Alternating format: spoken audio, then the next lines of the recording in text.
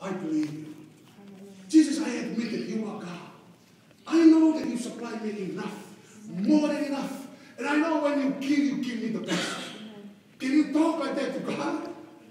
Amen. And I can tell you, you will soon see the restoration. Whatever the devil started to take away from your life, don't just continue with the wrong path. Repent means you turn away. Stop and turn around. And turn to God.